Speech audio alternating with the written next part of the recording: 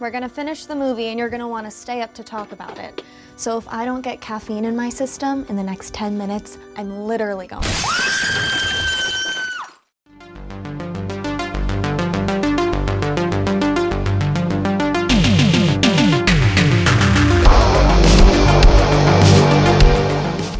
Written, directing and starring Keith Boynton, we are talking The Haunted Forest.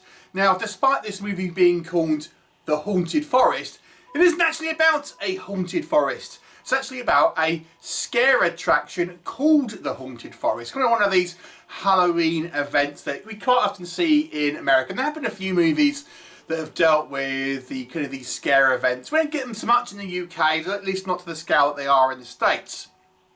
Anyway, the story focuses on this guy called Zach, who is the cousin of the owner of this kind of scare attraction.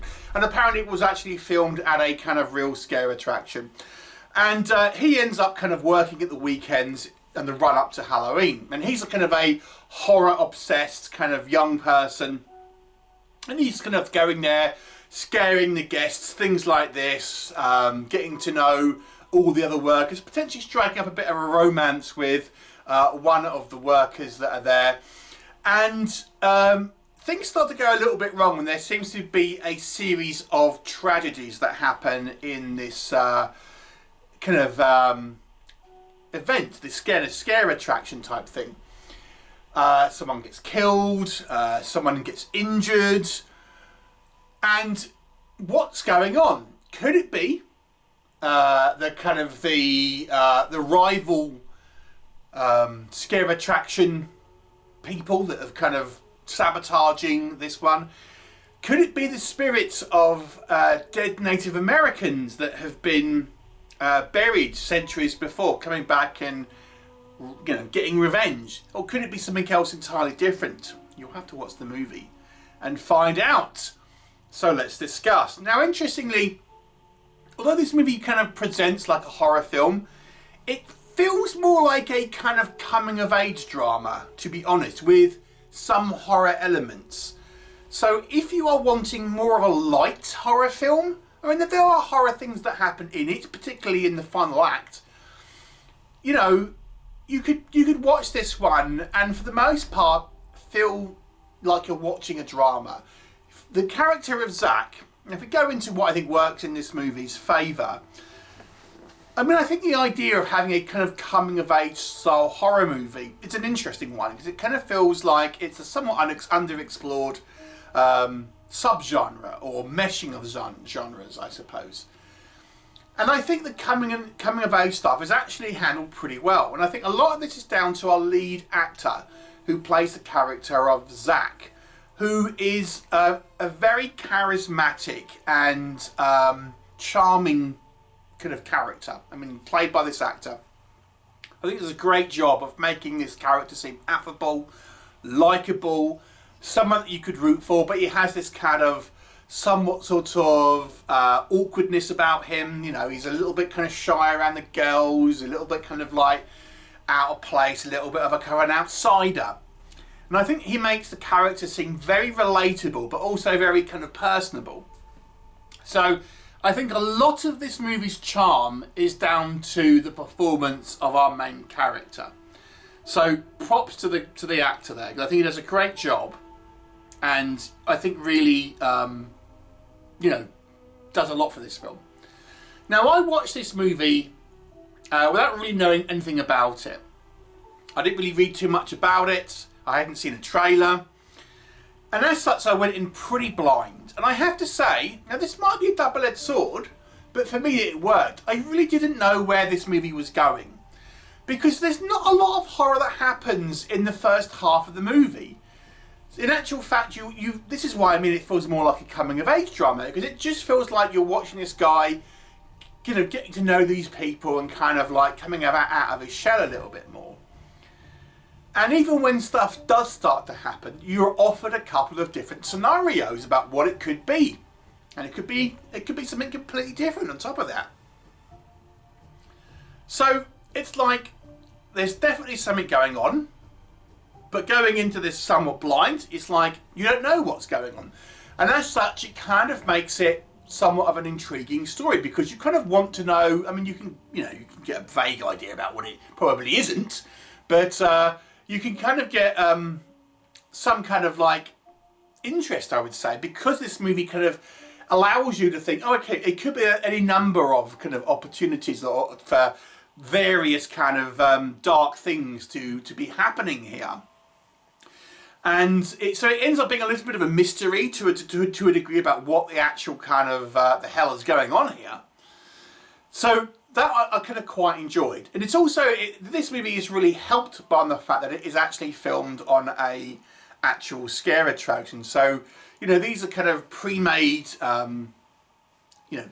real attraction, paraphernalia and things like this.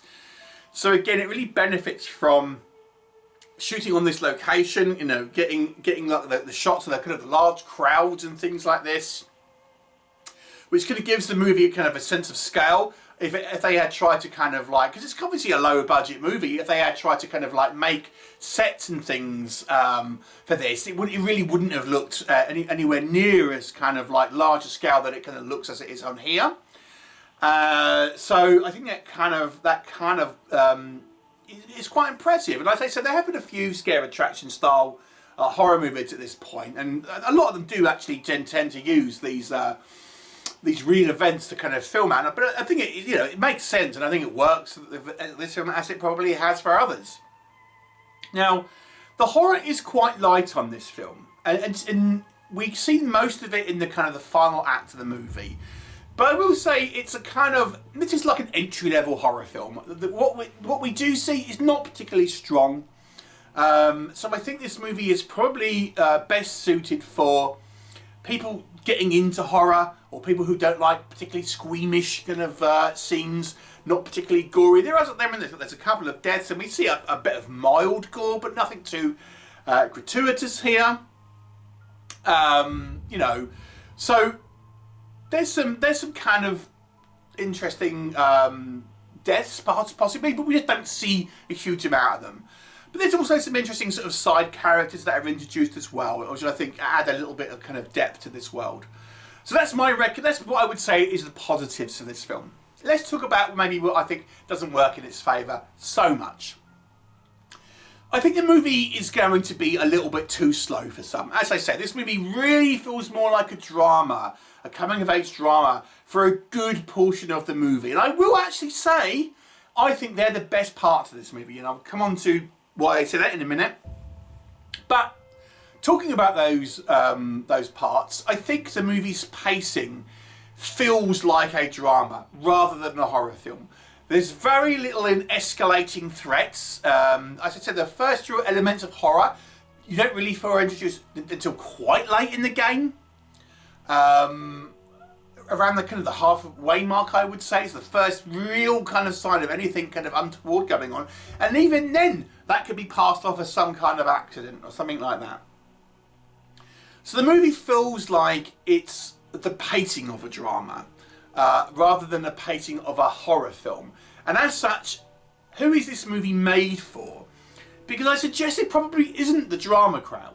It's probably going to attract the horror crowd. And I just think the movie just isn't visceral enough. It just isn't sort of spooky enough or scary enough for the horror fans that I think probably will press play on this one.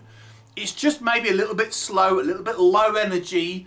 And even when we can get our horror elements, until we get to the final sort of like 15-20 minutes of the movie, even what we do see then, it's relatively mild. And as I say, it's kind of it's played more like scenarios that you would see on a TV show. Is the best way I would describe it. There's nothing until we get to the very kind of last 15 minutes. There's nothing that you would see here that you wouldn't see on a kind of a network TV show. So it's very, very light. I've mentioned I think our lead actor is quite charismatic. And there are some other characters I think do come across quite well. But there's also a little bit of a mixed bag in regards to some of the performances from some smaller parts. I mean, not everyone, but I think some of the acting here is a little mixed, to be honest with you. Some come across as a little like they're reading lines, really, more so than it's a genuine conversation. So some of the kind of the conversational scenes don't quite carry that dramatic chops. Now, because this movie positions itself more as a drama than a horror film, they stand out more than maybe if it had been a typical kind of slasher horror film, which I think maybe acting like this wouldn't stick out as much. But because the movies feel as more of a drama, I think some of the kind of the weaker acting choices, and there's nothing terrible here in regards to acting. It's certainly not the worst acting I've ever seen, and even the weaker ones are still not terrible. But because the movie's kind of tone is more dramatic, some of the kind of the weaker performances, such as they are, feel like they stand out more than maybe had it been, you know, a Friday the 13th film or something like that. The final act, I think, is probably the weakest part of the movie, and this is where the 90% of the actual horror happens. And even the final act is probably like the last 15 minutes of that act. We suddenly get a lot higher body count. When it's revealed what's actually going on, it seems so silly, to be honest. The reasons for it. It seems a little bit ridiculous. I think some of the deaths that we see, I don't know how they would have been pulled off. Again, it's a little bit on the sillier side. And then when everything is revealed, again, people's actions just seem cartoonishly silly. Again, which then kind of goes into conflict with more of that dramatic tone that this movie has had thus far. When I say dramatic tone, I'm, you know, maybe not a straight drama, a kind of coming of age light drama, and then it has these kind of like the deaths. The deaths, as they say, not particularly graphic. A lot of it is shot off screen. You know, we don't really see the actual gore and stuff necessarily. But yeah, the actual finale to me, the climax of this movie, was a little bit weak sauce. So it ends up being, it feels a little bit like somewhat misjudged. Now I think this movie, a lot of the kind of the goodwill I have for this movie is from our main actor, and I think the location shooting here. To me, it's enough to make this movie at least watchable. But if you are a real, like, ardent, hardcore horror fan, this probably isn't going to be it. If you are watching this with younger people, I think they might be a little bit bored because the pacing of the movie is very slow. So I question who this is made for to a degree. Now, that doesn't necessarily reflect on the quality, but as I say, the quality ends up being around about a 5 out of 10 for me. It's somewhat of a serviceable movie, but it's nothing special. You know, it's just kind of like an okay watch. I think it's skippable, but I don't think you would hate it. So a 5 out of 10. What were your thoughts if you've seen it? Let me know, and I'll look forward to seeing you next time. Bye for now.